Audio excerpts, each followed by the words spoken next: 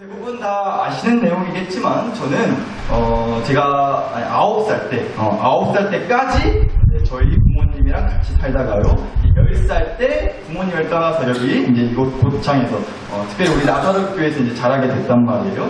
근데 제가 9살 때까지 저희 부모님이랑 같이 살면서요 저희 부모님한테 제가 매를 맞은 적이 딱 한 번 있었습니다. 딱 한 번 매를 맞았다고요, 제가 저희 부모님. 물론 지금 여러분 표정은 수십 대도 더 맞았을 것 같은데 어디서 약을 파냐고 하는 눈빛 들으신 것 같은데 어디서 나도 어떻게 했구만 새빨간 거짓말을 했었냐고 할지 모르시겠지만 정말이에요. 딱 한 번 매를 맞았습니다. 근데 어쩌다 제가 그렇게 매까지 맞게 됐냐면요 그날 저랑 제일 친한 친구 생일 날이었던 거예요. 그 친구가 집에서 생일 파티 한다고 저를 이제 자기 집으로 친구 집으로 초대를 해서 제가 이제 좋다고 갔죠. 축하해주러요. 물론 축하해주러 가기도 했지만 무엇보다 맛있는 거, 맛난 거 많이 먹을 생각에 기뻐가지고 먹는 거에 은혜 받고 오겠다 싶은 기대와 소망의 마음을 가지고 이제 친구 집에 초대를 받아서 갔단 말이에요. 근데 제가 그날 너무 신난 나머지 너무 제가 신나고 흥분한 나머지 정말 중요한 걸 하나 깜빡했어요. 뭐를 깜빡했냐고요?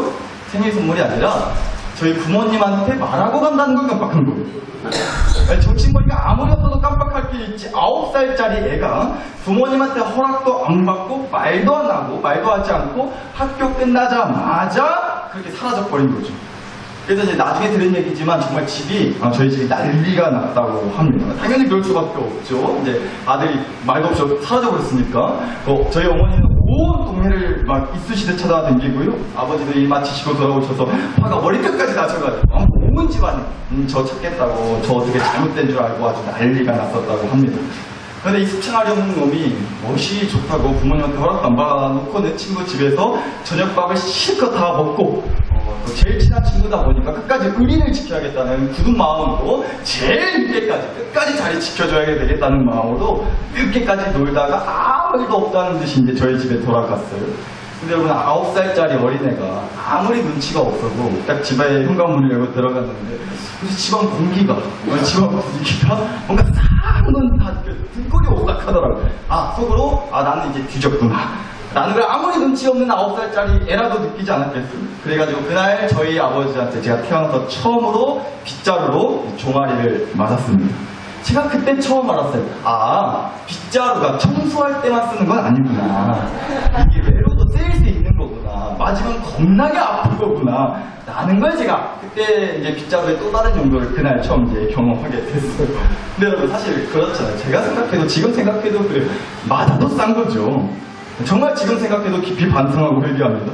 어떻게 말도 안 하고 부모님한테 허락도 받지 않고 몇 시간씩 9살짜리 애가 저녁 늦게까지 놀다가 올 수가 있겠냐면 나도 싸요. 정말 혼날만 했다고.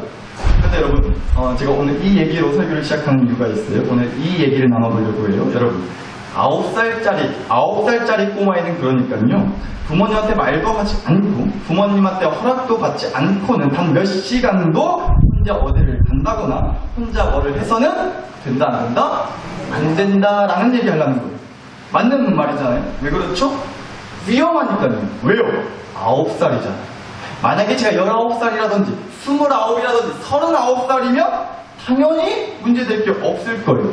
제가 어디 갔다 와서 부모님한테 얘기도 없이 19, 29, 39 나이에 저희 부모님한테 허락도 안 받고 말도 없이 어디 몇 시간 나갔다 와서는 다녀왔습니다 하면 아마 그럴 거예요. 너 밖에 나갔었냐? 라고 그렇게 얘기할 거예요. 무슨 말이죠? 관심이 없어요. 어디 나갔다 오더라도 그랬는갑다 한다고요. 왜요? 그래도 되는 나이잖아요. 그렇게까지 크게 걱정될 나이는 아니잖아요. 19, 29, 39이라고 합니다.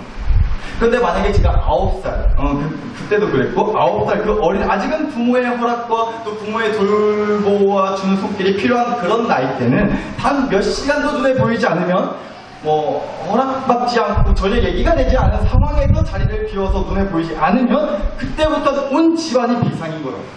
학교 끝나고 애가 올 시간이 됐는데 오지를 않아요. 30분 좀 늦을 수 있나 보다 했는데 1시간, 2시간, 몇 시간이 지나도 오지 않아요. 그러면 이제 부모 눈이 돌아버리는 거예요. 우리 애가 학교에서 학교 끝나고 유괴를 당한 게 아닌가. 어디 교통사고 당해가지고 어디 병원 응급실에 실려가서 좀 연락이 안 되는 거면 어떡하냐, 막 부모 머릿속에 영화나 드라마에서 봤던 장면들이 막 떠오르면서 그게 우리 집 얘기가 된 것 마냥 5만 가지 별의별 끔찍한 상상을 할 수밖에 없지 않겠냐. 이거 무슨 얘기냐? 아직 부모의 손길이 필요하고 아직 부모의 울타리 안에서 부모의 보호를 받아야 되는 어린아이는요.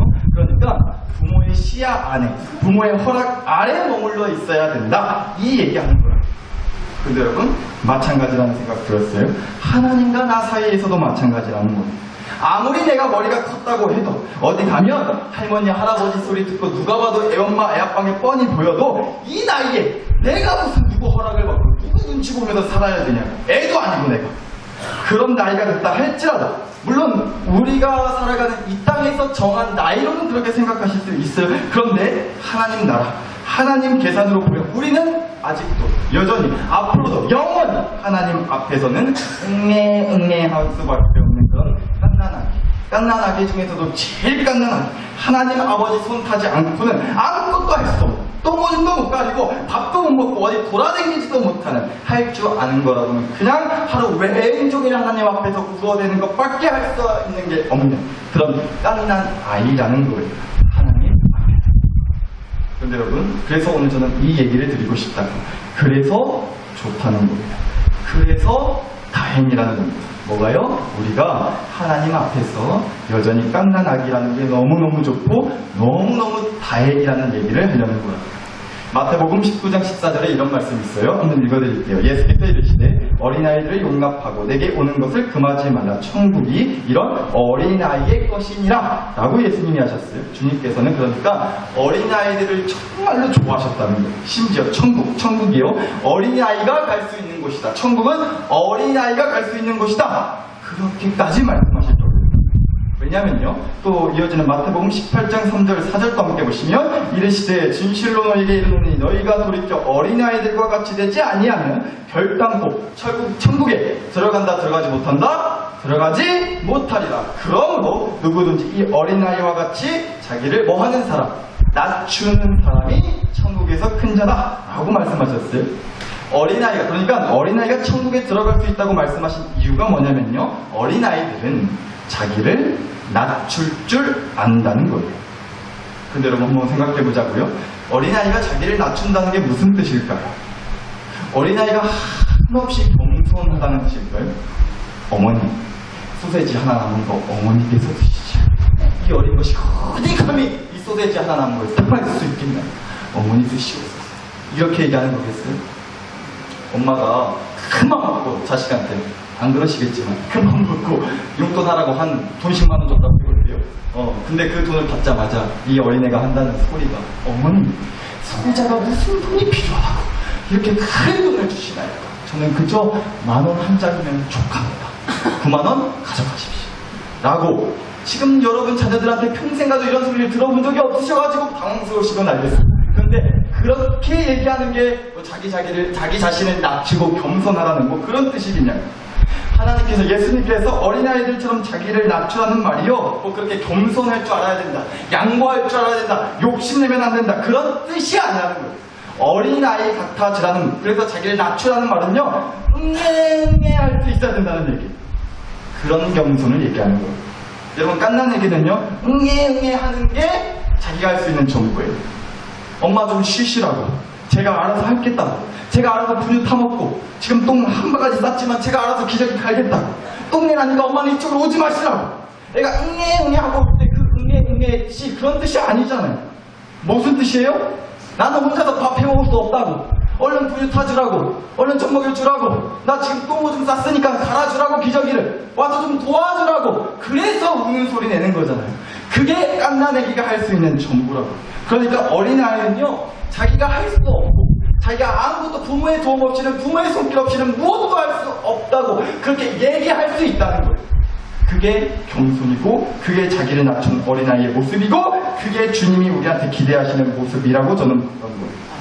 여러분, 제가 저희 집에서 저희 딸들이, 이제 딸이 둘이 있잖아요. 그럼 저희 딸들이 저를 뭘 도와달라고, 뭐가 필요하다고, 아빠 이리 좀 와보라고 하면서 저를 급하게 막 무슨 세상 큰일 나도 저를 부를 때가 있어요. 아빠 하고 저를 부를 때가 있다고. 근데 간혹 가다가 제가 무슨 일을 하고 있어서, 저도 바쁠 수 있잖아요. 뭔 일을 하고 있어서 분명 듣긴 들었는데 못 들은 척 할 때 있어요. 그리고 분명 들었는데도 못 들은 척은 못 들은 척은 하지 않지만 그냥 뭐 무시하고 이제 그렇게 이제 뭐 대답도 안 하고 가지 않을 때도 있거든요. 그러면 또 저희 둘째 딸 얘기도 지금 근데 어쩔 수가 없어요. 근데 저도 짐이 죽겠는데 방학해가지고 하도 붙어 있어서 저희 둘째 애기가 또 이제 얘기할 거리를 만들어줬는데 뭐냐면 제가 그래서 이제 못 들은 척을 하거나 정말로 못 듣거나 아니면 들었는데도 그냥 무시하고 그러면 저희 딸이 처음에는 아빠 빨리 와봐 이리 와봐 이것 좀 해줘 아빠 하고 부르다가 나중 가서 이제 정 반응이 없잖아요 제가. 그럼 이렇게 부를 때가 있어요. 혹시 아세요? 당연히 모르시겠죠. 세 글자인데 힌트 드릴게요. 세 글자. 목사님 선물 드린다는 말씀 하기 전에 맞추셨네요. 근데 목사님이 아닙니다. 아쉽게도. 네. 맞추시는 분 정말로 선물 드릴게요. 지금부터 맞추시는 분은 정말로 선물 드리겠습니다. 제가 맨날 선물 드린다고 해도 맨날 장난쳤어서 죄송한데 이번엔 진짜 드릴게요. 저를 부를 때 아빠 부르다가 제가 이제 반응이 없으면 저희 딸이 저를 이렇게 불러요. 세 글자. 뭘까요? 이미택. 집사님 또 틀리셨습니다. 감사합니다. 이미택 아닙니다. 목사님 아니에요. 뭘까요? 아버지. 아저씨? 아니에요. 아버지 아니고요. 자기야. 그 나이는 건너뛰었어요. 아쉽게도 목사님 이제 옆집 아저씨 보듯이 해가지고 자기야 같은 그런 다정하고 그런 느낌의 얘기는 들을 수가 없어요. 저도 아쉬운데 여튼간에 아쉽지만 들렸습니다. 또 없으세요? 사장님. 저도 사장님 소리 좀 듣고 싶긴 한데, 네, 사장님은 아쉽게도 아니네요. 시간 더 되면 진짜 맞추실 것 같아가지고, 제가 그냥 말씀을 드릴게요.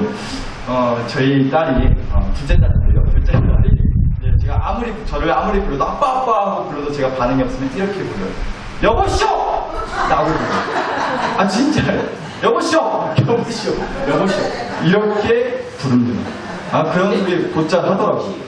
큰일 났어요. 나중에 어디 서울로 대학을 가든 서울로 가서 혹시라도 이제 하게 되면 가서도 여보쇼 걸리면서 살짝 걱정이 되긴 하는데 정말로 저를 그렇게 부를 때가 있습니다. 네, 여러분. 제가 그 소리를 듣는 게 전혀 기분 나쁘지 않아요. 절대 기분 안 나빠요. 어머니 아빠도 여보쇼라고 하나. 그렇지 않아요. 저는 정말로 그렇게 불러주는데도 기분이 좋아요. 고마워요. 왜요? 저를 불러줘서요. 저를 불러줬다는 사실 하나만으로도 저는 참 내가 이 아이의 아빠구나. 이 아이가 내 딸이구나. 라는 것을 또 새삼 깨닫고 은혜를 받아요. 무슨 얘기 하려고 하냐 여러분. 우리가 지난 한 달 동안 초심으로 돌아가는 얘기를 했어요. 올해 남은 반년 하반기 정말 우리가 교회를 처음 나왔을 때 그 첫 마음, 하나님을 처음 믿기로 결단하고 하나님을 처음 만났을 때 그 첫 마음을 회복하고 그 초심을 가지고 남은 반년을 우리가 교회로 살아가는 마음으로 우리가 지난 한 달 동안 초심으로 돌아가는 얘기 어쩌고저쩌고 하면서 이런저런 얘기를 나눴습니다. 그러면 이런 말씀드렸죠. 아무것도 없이 우리가 시작했지만 하나님이 계셨기 때문에 우리는 전부를 가지고 시작했던 거라고. 그래서 그 전부 대신은 하나님의 이끄심을 따랐던 거고요. 하나님의 이끄심을 따르기 위해서 하나님이 주시는 말씀, 하나님께 구하는 기도, 그 말씀과 기도를 가지고 하나님을 따르면서 시작했다고 했습니다. 이게 우리 교회의 초심이라고. 이게 우리 나사로 교회 식구들의 초심이란 말이에요. 지난 한 달 동안 그 초심을 찾자고 말씀드렸어요. 하나님이 내 삶의 전부다. 그래서 나는 그 하나님만 따른다. 또 하나님만 따르기 위해서 붙들어야 될 건 바로 말씀과 기도다. 이게 지금 지난 한 달 동안 했던 거 몇 마디로 쭉 요약을 했던 거예요. 이렇게 짧고 굵게 쌈박하게 요약하는 그런 재주 있는 목사 많지 않습니다. 좀 그런 거 알아주시면 감사하겠다는 말씀드려요. 근데 여러분, 제가 감히 제가 정말 제 자신이 잘났다고 생각해서 그런 얘기를 드리는 게 아니라요. 저도 정말로 제 주제를 잘 알고 있습니다. 그래서 말인데요, 여러분, 제가 한 주 동안 설교를 준비하면서 문득 이런 생각이 들었어요. 앞에 얘기와 또 이어지는 내용입니다. 한번 잘 들어봐 주세요. 문득 이런 생각이 들었어요, 제 안에. 하나님은 대체 쥐뿔도 없고 깃뿔도 모르는 저 같은 사람을 아무리 봐도 제가 봐도 진짜로 겸손 떠는 게 아니라 제가 봐도 저는 전혀 목사감이 못 드는데 이런 저를 왜 목사 되게 하셨어요? 왜 나를 목사 되게 하신 거예요? 라는 생각을 갑자기 좀 하게 됐어요. 정말 뜬금없이 갑자기. 저도 나름 전도사, 강도사 시절 거쳐가지고 이제 목사 안수를 받은 지 벌써 거진 5년 다 되거든. 그런데 이제 와서 문득 그런 질문을 하게 됐더라고요. 하나님 저 목사를 만드신 거예요? 여러분 저는 정말로 그래요. 솔직히요. 제가 정말로 만약에 목사가 되지 않았더라면 저는 절대로 교회 안 다녔을 인간이에요. 별소리 다 하죠 오늘. 그런데 이해하고 들어봐 주세요. 저는 목사 안 됐잖아요. 그럼 정말 솔직히 교회 얼씬도 안 했어요. 여러분 제가 지금 머리 꼬라지가 이래서 그렇지 이래봬도 제가 30대예요. 30대 중반이라고. 후반도 아니고 아직 중반이에요. 36. 30대 중반이면 아직 그래도 좀 젊은 나이 아니에요? 30대 중반입니다. 머리만 보시지 마시고 머리 때문에 아저씨 느끼는 거 하시지 마시고 근데 아직 제가 그래도 좀 막 젊은 나이에 저는 속한다고 생각을 해요. 그래서 저도 나름 뭐 교회만 아니면 이렇게 여름철에 놀러 다니기 바쁘고 교회 말고도 솔직히 더 재미있는 더 신나는 더 삐까뻔쩍한데 그런데 막 찾아다니면서 정신없이 싸돌아다니느라 교회를 솔직히 얼씬도 안 했을 거예요. 그리고 하나님을 믿는다고요? 여러분 요새 정말로 하나님 믿기가 정말로 거의 기적 같은 일이 돼버렸어요. 눈으로 직접 확인할 수도 없고 어떤 분명한 느낌도 없는 이 하나님이라는 신을 내가 왜 믿어야 되냐? 하나님? 예수님? 십자가? 구원? 천국? 지옥? 그런 건 자기들 배때기 부리려고 교회 목사들이 지어낸 얘기 아니냐고 이해하고 들어주세요. 그런데 실제로 그렇게 말하는 청년들, 학생들이 수두룩하다. 근데 저도 그랬을 것 같다니까요. 저도 성격이 제 성질머리가 여러분 직접 많이 못 보셔서 그렇지 성질머리가 참 고약하다 싶을 때가 많아요. 저랑 같이 사는 여자가 산 증인이니까 나중에 따로 한번 물어보세요. 저희 꼬라지가 어떤지 아마 풍성하고 실감나게 간증해 줄 거예요. 근데 여튼간에 제가 만약 목사가 안 됐더라면 저는 교회를 다니지도 않았을 거고요. 당연히 하나님도 그래서 믿지 않았을 것 같더라고요. 저도 쉽게 하나님을 믿지는 못했을 것 같아요. 정말 솔직히 말씀드립니다. 여러분, 바로 그래서 하나님이 저를 목사로 만드셨다는 강한 확신이 오히려 들더라는 거예요. 하나님 근데 저를 뭐하러 목사 만드셨어요? 왜 목사 되게 하셨어요? 저 그렇게 하나님 잘 믿을 만한 놈이 못 되는데 저 그렇게 목사로서 아주 딱 맞는 사람 절대 아닌데 하나님이 더 잘하시면서 왜 저 같은 놈을 목사로 만드셨어요? 그랬더니 하나님이요 야 이놈아 내가 그래서 너를 목사 만들었다. 그래서 너 목사 만든 거야 임마. 너 목사 안 되면 목사라도 안 되면 하나님 절대로 안 믿는 놈이니까 너 목사라도 안 되면 아무리 무슨 일이 있어도 절대 교회 갈 놈이 아니니까 내가 그래서 너 목사 만든 거야 임마 라고 말씀해 주시는 것 같더라고요. 저한테 이 깨달음이 확 느껴졌어요. 아 그러니까 하나님은 내가 목사감이라서 나를 목사로 세우신 게 아니라 전혀 목사감이 아니라서 목사로 만드신 거군요. 절대 하나님 믿지 않을 거고 절대로 교회를 나오지 않을 나를 목사로 아주 그냥 만들어버리면 못 박아버리면 하나님을 반드시 믿게 되고 반드시 교회를 다니게 만들 수 있으니까 절대로 하나님의 도움을 구하지 않을 거고 절대로 하나님을 찾지 않을 나를 목사로 만들어버리면 하나님을 어쩔 수 없이 구할 수밖에 없고 어쩔 수 없이 하나님을 찾고 하나님한테 매달리고 하나님한테 제발 좀 도와주시라고 그렇게 사정할 수밖에 없으니까 목사가 돼버려요. 그래서 나를 목사로 만드셨구나. 아주 그냥 하나님이랑 된통 엮여가지고 절대로 하나님한테서 발 못 빼게 만들어 버리시려고 나를 목사 만드셨구나 라는 깨달음을 좀 주시더라고요. 사랑나사롭게 식구 여러분, 제 얘기만 해당되는 게 아니라 여러분도 마찬가지 아닐까요? 여러분도 마찬가지.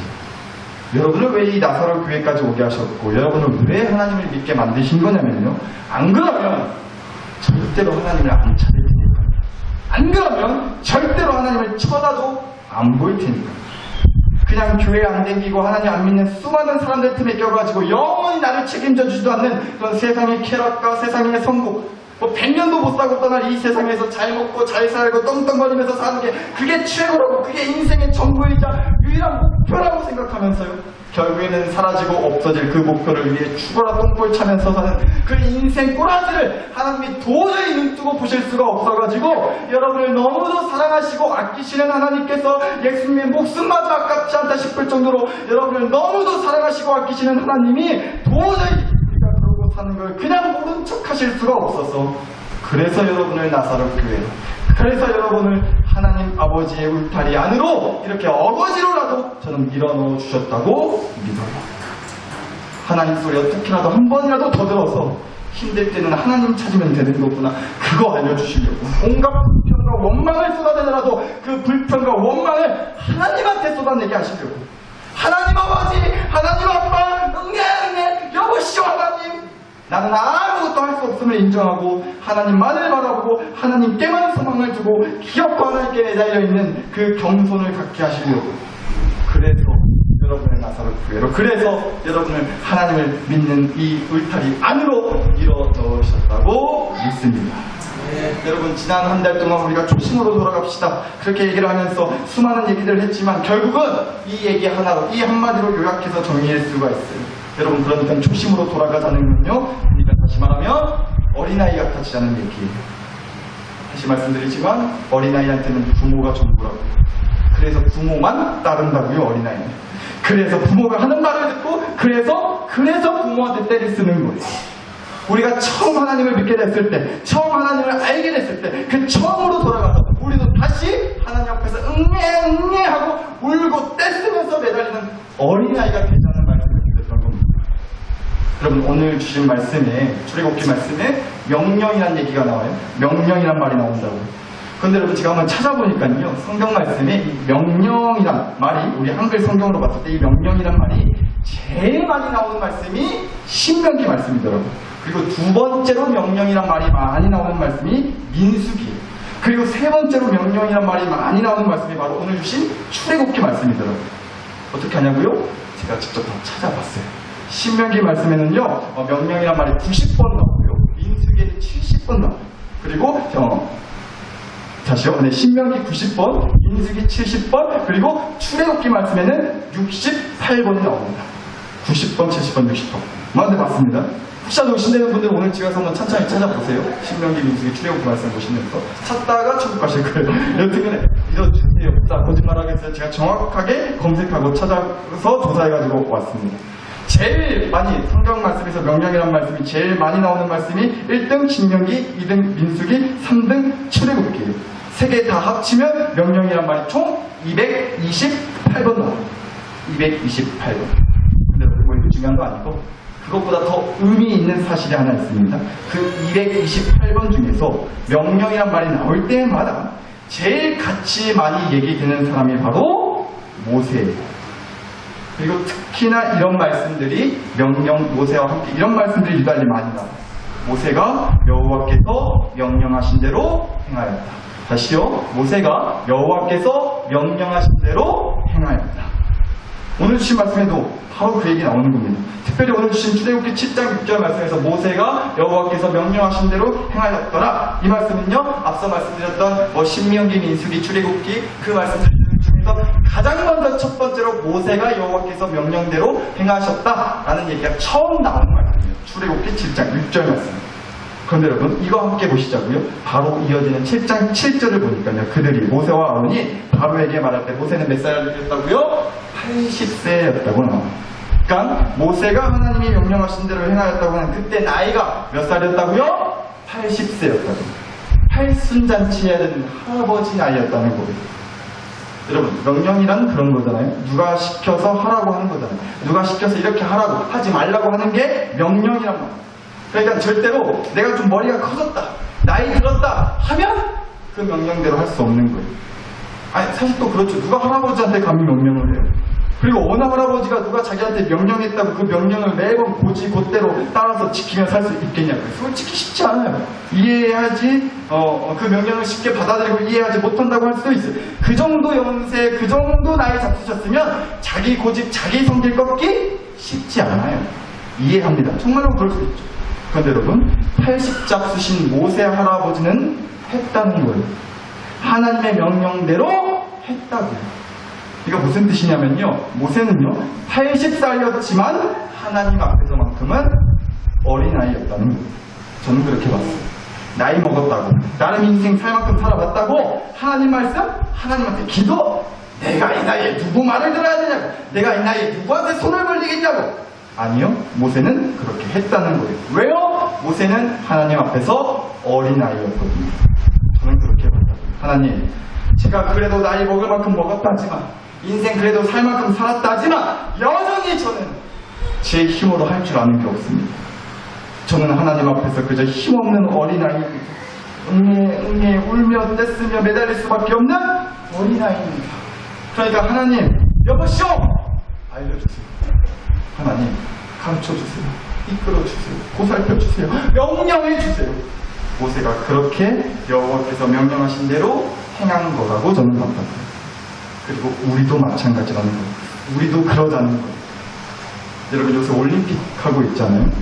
우리나라 정말 대단하더라고요. 뭐 칼로 찌르고 총으로 쏘고 또 뭐 있어요? 또 뭐 있죠? 화살로 맞추고 아무튼 함부로 덤비면 큰 다치는 민족입니다. 우리나라가 활 쏘는 거, 또 칼로 찌르는 거, 총으로 쏘는 거, 칼, 총, 화살 못 다른 무기가 없잖아요. 그런데 여러분 우리나라 선수 이번에 올림픽 하면서 우리나라 선수들이 참 잘해서 많이 이제 화제가 됐는데 마찬가지로 오히려 특이하게 우리나라 선수가 아닌데도 엄청 화제가 된 외국 선수가 한 명 있어요.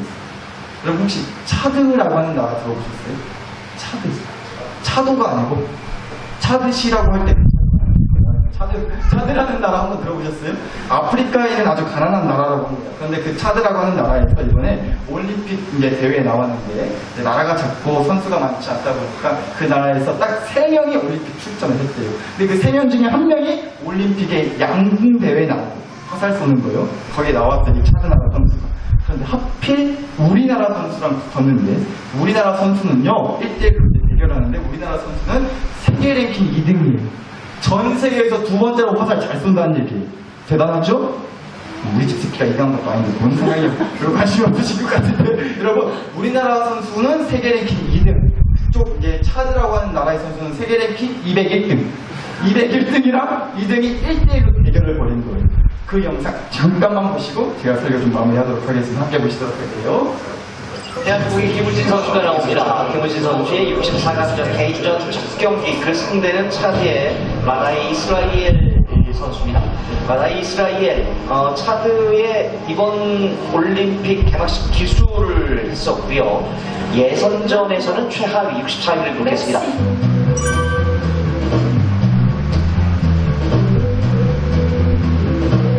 본인이 느끼는 그런 부담감이 굉장히 더 큽니다, 사실은. 마다이 이스라엘 선수가 소개해드리겠습니다. 올해 나이 36살이며 세계 랭킹은 201위. 위에 김우진 선수가 2위니까 랭킹 면에서는 비교할 바가 없답니다.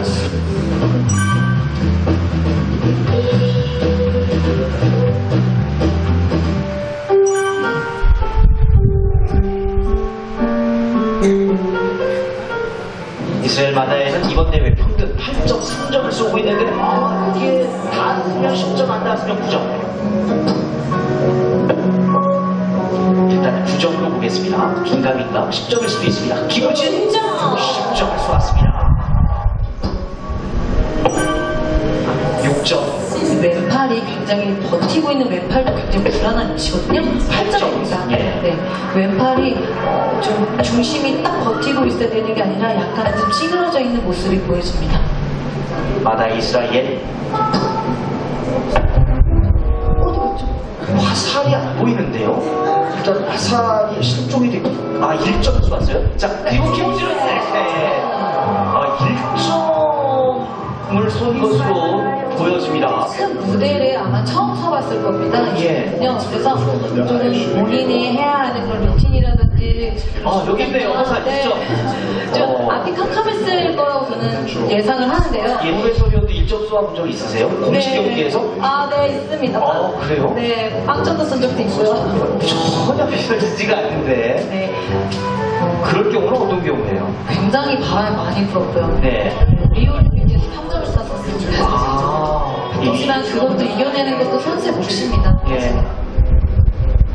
흔들려요. 널립니다. 왼쪽 팔의 주동근이. 자, 8점이네요. 네, 차드는 26점 이스라엘. 10점! 텐텐텐을 쏘는 김우진 선수입니다. 30대 26으로 32강전 진출을 확정하고 있는 김우진 선수. 경쾌한 화살이었어요. 네, 역시 세계 랭킹 2위답게 좋은 이 결과를 보여줬고요.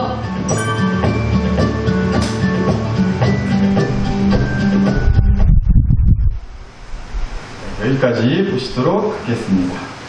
이 차드라고 하는 나라가 세계에서 정말 손가락에 꼽힐 정도로 정말 가난한 나라라고 해요. 그래서 아까 이제 뭐 가슴 보호대라고 이제 선수들이 이제 뭐 하는 게 있나 봐요. 근데 그것마저도 이제 준비할 형편이 안 돼가지고 준비를 못 했는데 좀 안쓰럽게까지 했는데 잘 쐈어요. 처음에는 문자 잘 쐈는데 중간에 얼마나 자기도 긴장되고 떨려. 그래서인지 몰라도 실수를 했는지 중간에 몇 점을 쐈어요?